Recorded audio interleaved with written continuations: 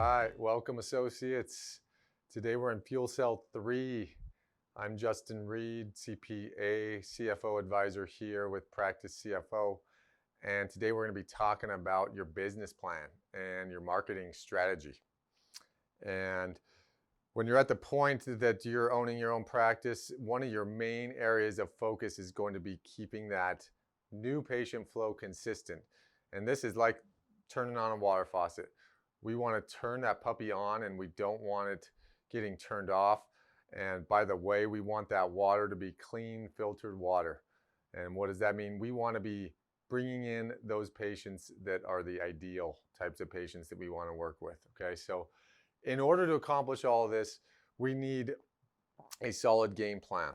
And we've kind of broken that down into 6 phases that we're going to talk about today.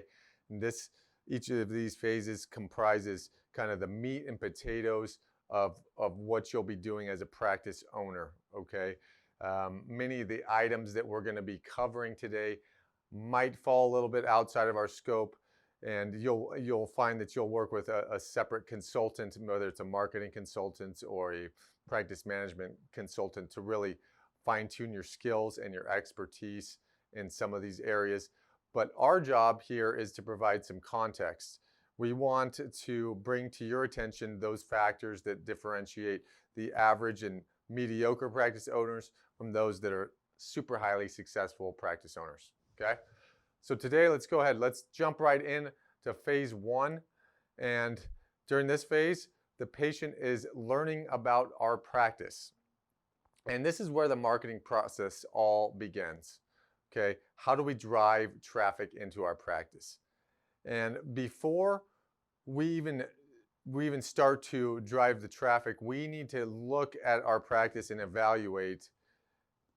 We need to do a SWOT analysis, if you've ever heard of it, coined this way. SWOT, S-W-O-T. So we need to look at our strengths, our weaknesses, our opportunities, and our threats.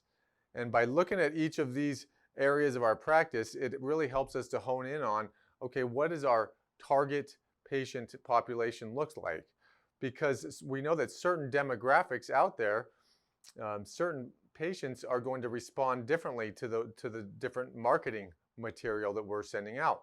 A lot of patients respond well to mailers, okay? Something they get in the mailbox and it's got your practice there, and we're explaining a bit about our practice via old school mail.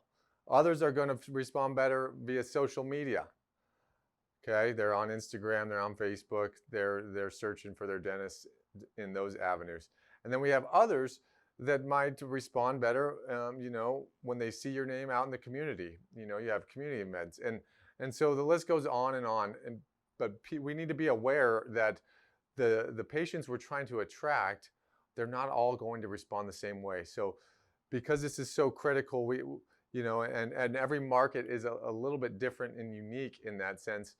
We often have practice owners that work specifically with marketing firms and experts to tailor a plan to attract new patients that's specific to that demographic that we're really targeting, okay?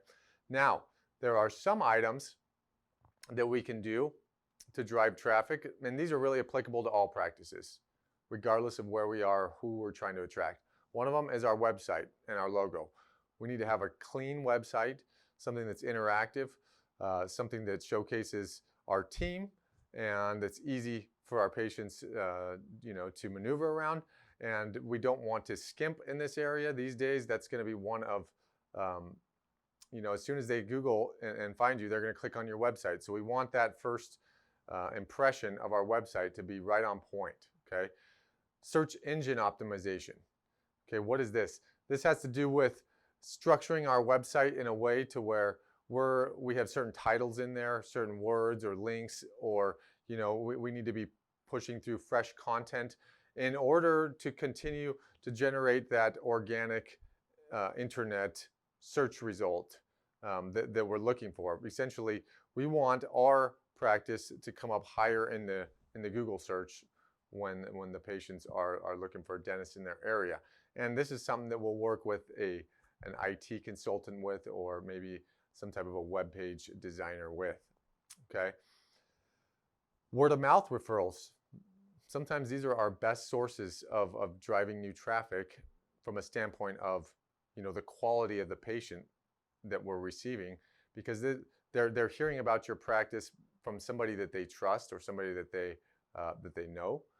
And so we want to be able to incentivize those people that are referring our practice, whether that's your staff or whether it's your patients. Let's come up with a program where we're giving bonuses for patient referrals. Okay? Finally, let's get out in the community. Let's generate some goodwill, whether it's youth sports and activities, whether it's the environment, whether it has something to do with animals. We want to find something that we're passionate about, an area where we're comfortable with, and somewhere where we can give back and leave our fingerprints on our community. Okay? These are all very important things that we need to be doing in addition to our very targeted marketing plan. We need to keep in mind that on average, the average dental practice is going to have about 15 to 20% of patient attrition just naturally each year, whether that's from our patients moving away or they're just price shopping and they just jump around to the cheapest dentist that they can find. So we're going to lose 15 to 20% of our patients each year. So what does that look like on a practice? Let's say we have 1,600 patients. Well, at an attrition rate of 20%, that means we're losing roughly 27 patients per month. So we need to be able to not only replace that amount, plus we need to be looking to grow our practice, right? So we need to be targeting somewhere between 25 and 50 new patients per month. So we really need to have our marketing plan dialed in. We need to be making sure that that water faucet is turned on high and that we're getting those clean filtered patients coming through. Okay. So on to the next phase, we're talking about the patient giving you a review, and this is generally done online. This doesn't necessarily happen in the second phase of our 6 phases that we've presented here today, but it goes hand in hand with driving in new traffic. This is something that's so critical these days that, I have a few dentists that say, hey, I do only a few things really good in my practice, and one of them is soliciting feedback every time the patient comes into my office. And I've seen doctors that are very intentional about this, and they can, a lot of them will offer gift cards to their patients, whether it's Starbucks gift card, $5, $10, right there on the spot. And they'll actually bring the iPad to them during a very certain point in the treatment or during their appointment. And there's definitely an artwork to this. And I have other doctors that it's not the doctor that's soliciting the feedback, but it's someone on the team. And so it's important that we get our entire team involved in this and let everybody be really aware of how critical it's going to be for us to generate a large quality of reviews that are 5-star reviews. We don't need them to be super detailed or,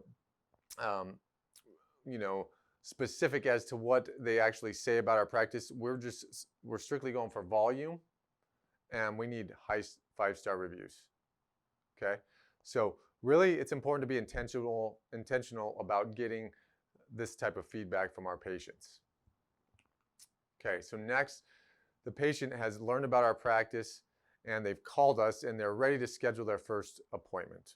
Okay, the way that we handle this interaction, this initial interaction, is so critical because the way that they feel and the confidence that we instill in them could determine the length and quality of our relationship, for years to come. Okay, so what does this mean for you, for the doctor? Well, we need to make sure that our front office process is dialed in. Okay, they need to have a well-written script. It needs to be delivered consistently. We need to have consistent responses to any questions that come up or when the patient presents some type of a hesitancy. Okay, and we need to remember that our plan here is really only as good as the team that we have in place. So as a doctor, we need to be reviewing and providing feedback to our front office and to our scheduler. Make sure that that they know that this is a really critical piece of the puzzle. Scheduling can be a huge point of stress for the doctor. So when it comes to scheduling, we need to have strong goals in place. We need to have cancellation policies and different protocols there. And really, we need to offer a range of solutions to our patients so that we have our scheduling working like a well-oiled machine. Okay. So now we're moving on to the next phase, which is in the back of the office. And this is where the treatment plan gets presented to the patient. Okay. Now, there are statistics out there that will say that case acceptance averages between 50 to 60% for recurring patients, or those patients that we have had for greater than a year. And this case acceptance rate dips to about 25 to 35% for our brand new patients, okay? And what's staggering, what we've found is that there are so many doctors and practice owners that aren't even tracking their case acceptance percentage. And why is this so critical? Well, think about it. We can be driving tons and tons of new traffic. We can be dialed in when it comes to our scheduling. We can be completely booked out. We can have all of our patients giving us all the best reviews we want.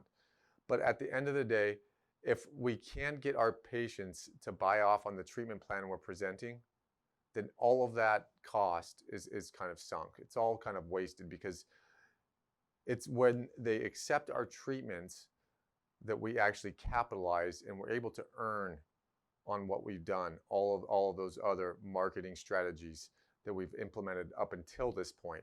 So what does this require? This at the end of the day, there's a huge artwork involved with treatment plan presentation, and you can find lots of online resources. There are consultants out there that work specifically on treatment plan presentation and increasing that case acceptance rate. But at the end of the day, the biggest factor that determines this percentage is the trust that we have between doctor and staff and the patient, okay? And developing trust with our patients, this can be challenging, especially when we're only meeting with them maybe 2 to 3 times per year, and we've got masks on. It's really kind of not the best scenario for us to try and connect with them emotionally as doctors. So we need to be thinking outside of the box, and we need to have our entire team involved in this process, okay? So treatment plan acceptance is improved when we connect emotionally and when we continually demonstrate our expertise. And there's a lot of statistics that will say that, most patients may look at one doctor compared to another doctor. They both have the same credentials. They're both licensed. Really, most patients are going to assume that, hey, the service, the level of actual treatment that they're going to receive is probably going to be about the same, okay? So what that says is that what's going to tip the scales for us is how well we connect with our patients emotionally, okay? And building trust emotionally, we need to have our patient feel absolute trust from the moment that they walk into our practice. If they feel in any way negative about any of the staff or any of the interactions that they've had up until that point, all that's going to do is lower our case acceptance rate. So we need to make sure that our team is on board with our philosophy, and that we understand how important it is to connect emotionally with our patients and really just provide an overall quality experience for them while they're in our office, okay? But we need to be thinking outside the box. How can we stay frequent and consistent in our communication with our patients outside of when they visit us 2 to 3 to 4 times per year, okay? Does that mean we send out newsletters on a monthly basis? Does that mean we get out in the community a little bit more and let them know that we're giving back? What does that look like?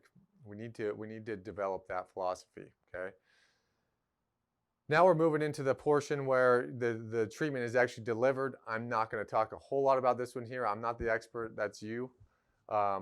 One thing just to keep in mind in any service industry is that, the quality of the service that we deliver, all that's going to do is accelerate that level of trust between us and our patient or our client. Okay, so as you move throughout your career, you'll be able to strike that right balance between efficiency and quality. We still want to be able to provide very high quality treatment while we're increasing our number and our reps and being able to serve and produce higher volumes, okay? And that'll come with experience. Okay, so now we're rounding off our business plan and marketing strategy while at the point when we are looking to collect the fees that we've earned on the treatment that we provided, okay? At the end of the day, a financially healthy practice is one in which we can collect our fees from our patients and get them into the practice bank account as quickly as possible, so that then we can turn around and redeploy these funds out to pay down our practice debt, to invest in our 401k plan, to make payroll happen, to cover our lab supplies, our rent, all of our other overhead costs that need to be covered. We have a lot of cash inflows, we have a lot of cash outflows, but we are not a bank. And so it's important for us to monitor those outstanding accounts receivable, okay? So we need to have some strategies in place and really good guidelines and protocols for our front office in order to collect our outstanding fees. Okay, here's a few general tips that we can use. Okay, we can offer prepaid discounts. We can ask that all payments are made in full at the time of service. Okay, we can offer, and this one's a must, we need to be offering different forms of patient financing. We don't want the fact that they can't afford to pay for it right then and there. We don't want that to impede our ability to provide them with the treatment that they need.